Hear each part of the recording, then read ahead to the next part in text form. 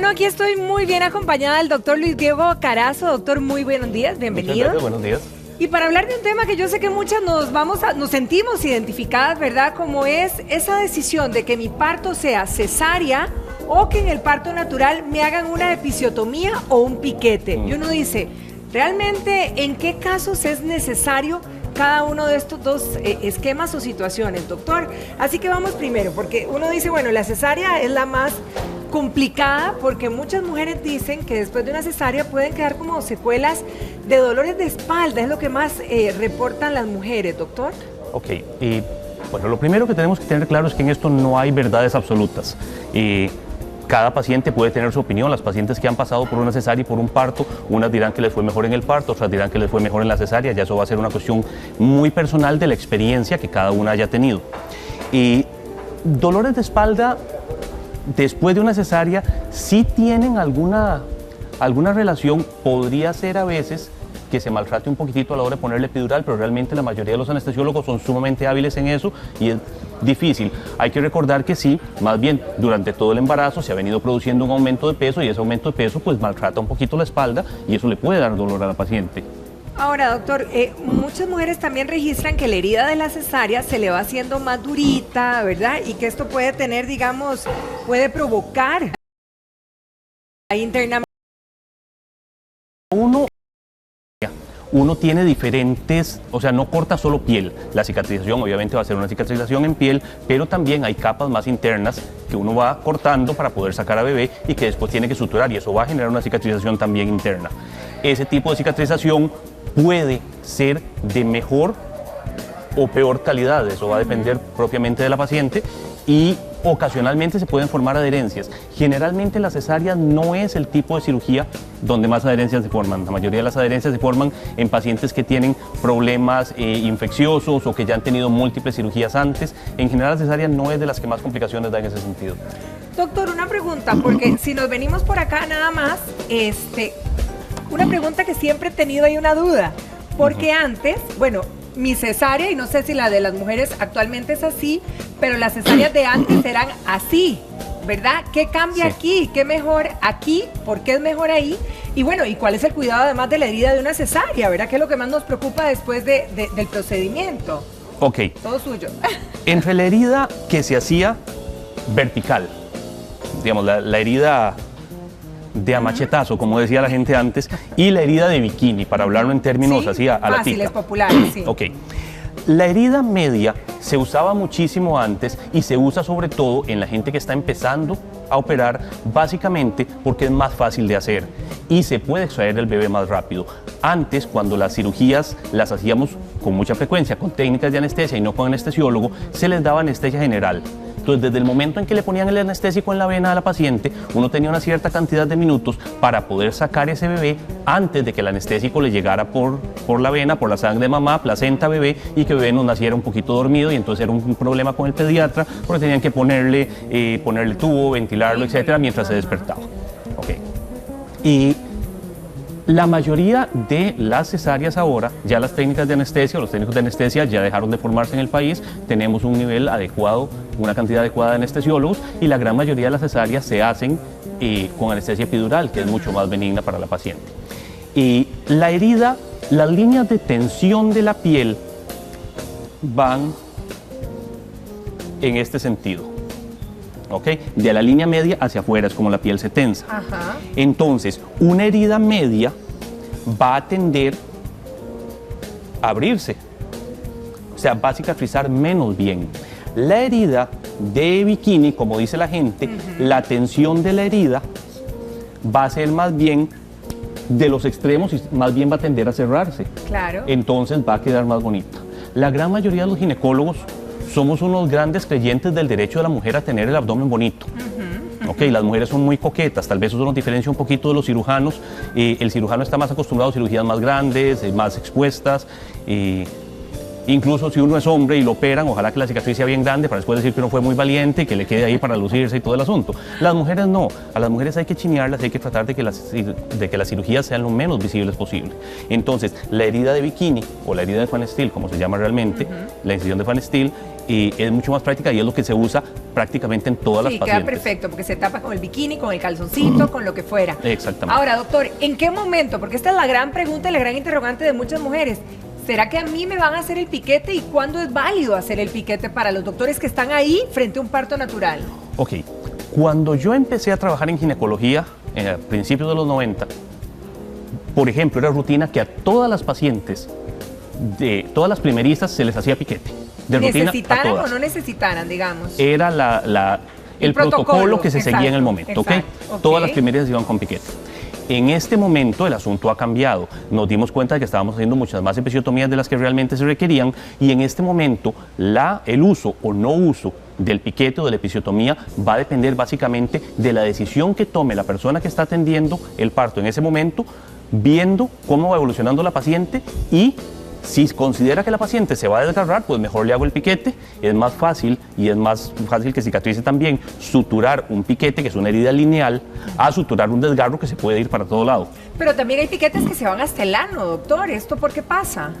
Sí, ok. No, es muy poco frecuente con el tipo de piquete que nosotros hacemos. Okay. Hay dos tipos de piquete. Digamos, en Estados Unidos se usa mucho lo que se llama la episiotomía media. La episiotomía media, vamos a hacer un mini dibujito aquí. Bueno, mi hija estudia diseño gráfico, ella es muy buena dibujando, el papá no tiene esa habilidad. Asumamos que esta es la vagina y este es el recto. Okay. La episiotomía que se usa más en Estados Unidos es una episiotomía media que se hace acá. ¿Ok? Es más fácil de suturar, cicatriza mejor. Pero el riesgo de que esta cirugía se prolongue abajo, y se vaya al recto es mucho más alto. Nosotros generalmente trabajamos lo que se llama una episiotomía medio lateral que se hace acá. ¿Ok? Entonces la posibilidad de que esto dé vuelta y se desgarre hasta el recto es mucho menor. No es que es imposible, pero es mucho menor. Ahora, doctor, muchas mujeres también se quejan de que cuando han tenido piquete, uno está expuesto, por ejemplo, a infecciones. Inclusive algunas dicen que esto pudiera eventualmente generar hemorroides. En general no, la hemorroide es un trastorno que se produce en general por un proceso de estreñimiento. Entonces es un proceso crónico que va generando las hemorroides, digámoslo en términos muy simplistas, son varices en el recto, en el ano. Entonces, es un proceso crónico. Realmente el piquete, que es un proceso agudo, no va a generar ese tipo de problemas la mayoría de las veces. Híjole, pero en ese proceso donde uno está con el piquete, yo me acuerdo, con el piquete que uno está, tendría que abrir literalmente las piernas en la cama, ponerse la lámpara, la secadora, para ver si acaso eso cicatrizaba, porque es demasiado húmedo. Y cuesta, doctor, cuesta mucho. Y en ese proceso uno quiere ser estreñida hasta que se termine de suturar. Exactamente, sí. Hay pacientes que evolucionan mejor, hay pacientes que evolucionan peor desde el punto de vista de la episiotomía, del piquete. Y igual que hay pacientes que evolucionan mejor o peor desde el punto de vista de la herida de una cesárea. Y anatómicamente, cuando uno hace la herida de bikini, cuando la paciente camina, las dos partes de la herida lo que van a hacer es esto, suben y bajan conforme la paciente va caminando. Cuando estamos hablando de una herida de un piquete, realmente donde la paciente camina, la herida lo que hace es hacer esto y genera un poco más de molestia para la paciente. Ahora, doctor, esta herida o este piquete versus la herida de la cesárea, ¿con cuál sanamos más rápido? ¿Cuál es, cómo podríamos decir, mejor o peor, verdad? Ok, esa es una pregunta capciosa porque eso va a depender mucho de la experiencia personal de cada paciente. Las pacientes que han pasado por las dos cosas, unas van a decir me fue mejor con el parto, otras van a decir me fue mejor con la cesárea, unas van a decir me quedó muy bien la herida de la cesárea, otras van a decir me quedó muy mal, unas van a decir me quedó muy bien el piquete, otras van a decir me quedó muy mal. Y no hay recetas de cocina y todas las mujeres son diferentes. Y la misma mujer de parto a parto es diferente. Entonces, lo que hoy es cierto para una paciente, tal vez dentro de 9 meses sea una realidad diferente. Parto. Entonces, son decisiones que se van tomando sobre la marcha. Ahora, si el piso pélvico quedó dañado, que también es otra de las quejas recurrentes, doctor, ¿cómo se repara? ¿Qué se puede hacer? Ok, piso pélvico siempre sufre en un embarazo. Invariablemente va a haber sufrimiento del piso pélvico. ¿Por qué? Ok. En el momento en que nosotros decidimos dejar de andar de 4 patas, como la perrita, como la yegua, y la presión intraabdominal se proyecta sobre la pared anterior y pasamos a andar de pie y la presión intraabdominal se va a proyectar sobre el piso pélvico, sí. El piso pélvico se va a lesionar con cualquier aumento de presión intraabdominal. El embarazo ya de por sí puede llegar a lesionar un poquito el piso pélvico. Obviamente, desde el punto de vista del piso pélvico, exclusivamente hablando de piso pélvico, es mucho más benévola una cesárea que un parto, porque en la cesárea no va a haber presión sobre el piso pélvico. En la cesárea, sí, exacto. Sí, no hay, en cambio en un parto sí. Ahora, la cesárea funciona muy bien para proteger el piso pélvico si se hace antes de iniciar la labor de parto. Si ya se inició la labor de parto, ya bebé empezó a bajar, ya empezó a dilatar y ya va a haber lesión ahí. ¿Qué es lo que pasa? Normalmente, el orificio vaginal tiene una superficie de más o menos 3 a 5 centímetros cuadrados. ¿Okay? Y durante un parto, con la salida de la cabeza, sí, llega más o menos a 150, 170 centímetros cuadrados. Es una dilatación muy importante. Sí. Y uno de los problemas que nosotros tenemos es que nosotros atendemos un parto, vemos la paciente y decimos, la paciente no se me desgarró, quedó muy bien, qué dicha, todo nos fue muy bien. La realidad es que eso puede ser cierto o puede ser falso. ¿Por qué? Porque el coeficiente de elasticidad de la piel y de la mucosa es muchísimo más alto que el coeficiente de elasticidad de los músculos y de los ligamentos y las fascias que están por dentro. Entonces puede ser que el músculo por dentro se desgarre y la paciente por fuera no se desgarró. Y esa es la paciente que dice, es que qué raro, a mí no me hicieron piquete pero me está doliendo mucho. Claro, porque la lesión está interna. ¿Y ahí qué se hace? Esa paciente, el problema es que con el tiempo probablemente se le va, hablándolo en términos a la tica, sí, a bajar la vejiga, se le va a bajar la matriz, va a empezar con problemas de incontinencia urinaria, etc. Entonces el manejo con esto es un manejo escalonado. Lo primero que podemos hacer es lo que se llama, digamos, si la paciente tiene incontinencia urinaria, que es lo más frecuente, o sea, estamos hablando de que más o menos el 60% de las mujeres de 40 años tienen problemas de incontinencia urinaria. Más de la mitad. 40 años, estamos hablando de mujeres muy jóvenes. De mujeres jóvenes, pero que en general son mujeres que ya cumplieron su fase reproductiva. Exacto, sí. Nosotros no tenemos mucha embarazada de más de 40. ¿Okay? Entonces, ¿qué pasa? Que esas pacientes tienen lesión de piso pélvico y empiezan con problemas de incontinencia urinaria. Cuando tenemos incontinencia urinaria, lo primero es terapia conductual. ¿Qué significa terapia conductual? Primero, la paciente debe orinar cada no más de 2 horas, aunque no tenga ganas. Me explico, si la paciente fue a orinar a las 8 de la mañana y son las 10 y no ha ido a orinar, a las 10 para lo que está haciendo, va y vacía la vejiga, aunque no tenga ganas. Se siente y trate nada más. Sí, y vacía lo poquito que tenga. Okay. Lo otro es aquel famoso ejercicio, los ejercicios de Kegel, que le dice a uno para fortalecer la musculatura del piso pélvico. Exacto. Ok, ahora, si con esto no funciona, de aquí tenemos 2 tipos de camino a seguir. Uno sería pensar en una cirugía. Estamos trabajando, hay varias formas de corregir la incontinencia urinaria por cirugía. Lo más frecuente es una malla. Es una mallita pequeñita que lo que hace es darle soporte a la uretra para que no haya hipermovilidad y que no haya incontinencia. Pues obviamente es una cirugía sencilla, dura 12, 15, 17 minutos si acaso. Wow. Pero pues si es una cirugía, implica incapacidad, etcétera. La otra posibilidad que ha entrado al país desde hace unos años para acá, y ya somos varios los ginecólogos que le estamos trabajando, es usar láser. El láser es una maravilla porque el láser no duele, no incapacita, no hay que internarla, no hay que dormirla, es un procedimiento que se realiza en el consultorio, la paciente llega, se acuesta, se le hace el láser, la paciente se levanta y se va y sigue su vida completamente normal. Incluso si es una paciente que está trabajando, puede sacar la cita a la hora del almuerzo, sale del trabajo, va, se hace el láser y vuelve a la oficina. No, okay. No, como les digo, el dolor es exactamente 0, el periodo de recuperación es 0, la paciente sigue normal. Ahora, doctor, en esa dilatación que usted mencionaba, ¿verdad? Pongámonos en la situación de una mujer que ha tenido varios partos partos naturales, y de repente esa dilatación una y otra vez, y que ya dicen, me quedó a mí demasiado grande, inclusive cuando tengo relaciones sexuales ya no siento nada porque esto quedó muy grande. Sí, igual tenemos las 2 posibilidades, podemos trabajar cirugía. Siempre se puede hacer una cirugía, se puede hacer una reconstrucción de piso pélvico, se puede cerrar un poco más la vagina, cerrar la entrada de la vagina sobre todo, para generar un poco más de sensación, o igual que esa cirugía, pues va a tener un periodo de recuperación de más o menos 6, 8 semanas, va a haber dolor, va a haber sangrado, riesgo de infección, etc. O podemos trabajar láser. Igual el láser nos puede, en láser hay un montón de opciones, el láser nos puede trabajar para hacer un tensado vaginal y eso aumenta mucho la sensación a la hora de tener relaciones, tanto para la mujer como para el compañero.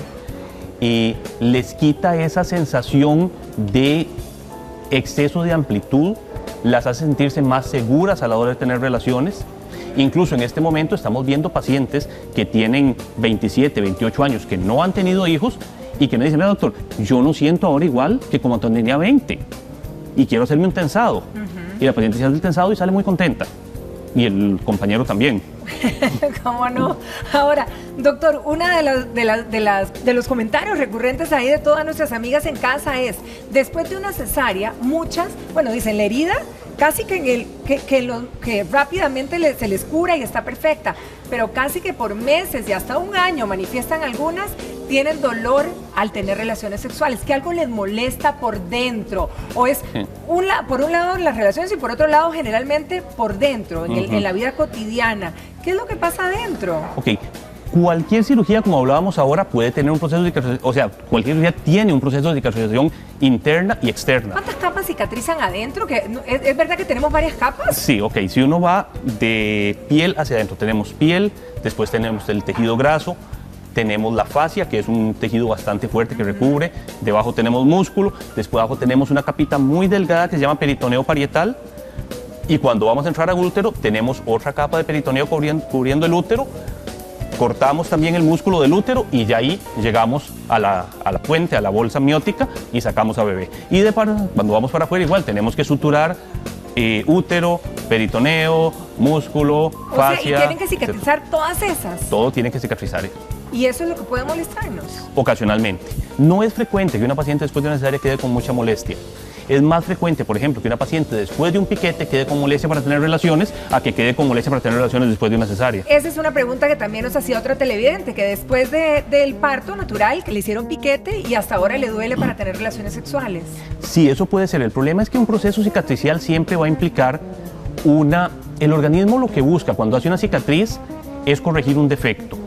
Y el querer corregir ese defecto lo que busca es tratar de cerrar lo más rápido posible esa lesión que se le hizo. Entonces la cicatrización, la formación de las fibras de colágeno y todo, no es una formación ordenada como en un tejido normal, sino que el organismo lo que está haciendo es tratando de cerrar lo más rápido posible. Y de ahí es que tenemos que esas cicatrices a veces queden de mejor o de peor calidad y que fibrosen más o generen una zona indurada o resulta que, no sé, inventemos que el tejido estaba así y a la hora que lo suturaron se suturó así, entonces eso va a generar tensión porque... Claro, claro. Ahora, doctor, ¿qué le pudiéramos decir a las mujeres que están embarazadas o que acaban de dar a luz, verdad?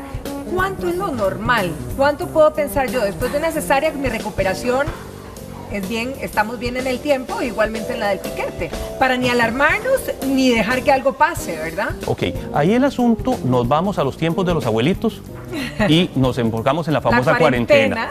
Más o menos 6 semanas, 6 por 7, 42, estamos hablando de que eso es lo que duraría en recuperar prácticamente cualquier cirugía, incluso una herida de apendicitis, una herida de vesícula, etcétera.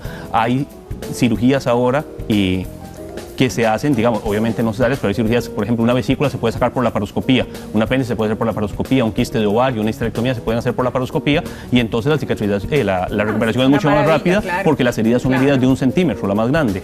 Pero entonces las relaciones sexuales, ¿cuándo las puedo iniciar? Sobre todo cuando hablo porque el piquete es muy fácil sentirlo, pero todo lo que está cicatrizando por dentro, ¿cuál sería la recomendación también después de una cesárea? Ok, la teoría habla de 6 semanas. La práctica, sí, igual mes y medio, sí. La práctica es que muchas pacientes empiezan a tener vida sexual antes. Y eso a veces porque el marido es un poquito romántico y a veces porque ellas son un poquito románticas. Claro, pero también ahí están los famosos embarazos en la cuarentena que se dan, ¿verdad? Porque de repente creen que no pasa nada y más bien puede... No, la paciente tiene que hacerse a la idea de que siempre hay riesgo de embarazo. O sea, el único momento en que una paciente no puede quedar embarazada, hay 3 momentos en que la paciente no puede quedar embarazada. Cuando está embarazada ya, cuando está en menopausia o antes de que le venga la primera regla. O sea, que son los... Pero aparte de eso, una paciente puede quedar embarazada. Muchas veces hay pacientes que dicen, doctor, es que yo quedé embarazada con la regla. ¿Y qué pasa? No es posible quedar embarazada con la regla, pero no todo sangrado vaginal es regla. Hay pacientes que le dicen a uno, es que a mí me vino la regla y después 15 días después me volvió a venir y ahí quedé embarazada. Y no, resulta que ahí lo que estaba era ovulando y tuvo un sangrado por algún otro motivo y la paciente creyó que era regla y no se cuidó. Doctor, para terminar, los famosos entuertos, esos qué tan, porque a uno le dicen no hable, porque se le van a hacer gases y los entuertos le pueden perjudicar. No, en realidad los entuertos son contracciones del útero, ¿ok? Hay, después de un parto, después de una cesárea, donde uno quita la placenta, es un lecho que genera sangrado. Donde el útero se contrae, colapsa todos los vasos sanguíneos y el sangrado se va minimizando cada vez más, pero se forma algún coágulo ahí dentro del útero y en un determinado momento el útero percibe que hay un cuerpo extraño ahí adentro y tiende a tener contracciones para expulsarlo. Eso generalmente se da en los periodos de lactancia. Muchas mujeres dicen, es que yo después de dar de mamar me dan los dolores y ¡prum!, boto un montón de coágulos. Y eso es porque la hormona que trabaja sobre los conductos de la mama para excretar la leche, también trabaja sobre el músculo del útero y produce contracción. Doctor, esa es otra de las ventajas más de la lactancia que nos ayuda a prevenir sangrados después del parto. Eso, sí, definitivamente, por eso la lactancia es indispensable, ¿verdad? Definitivo. En los primeros meses de nuestros pequeños. Doctor, como siempre, un placer haberlo tenido Muchísimas aquí en casa. gracias, Patricia. Y esperemos que cale, que le sirva toda esta información, ¿verdad? Sobre la cesárea y el famoso piquete. Sí. Nosotros hacemos una pausa.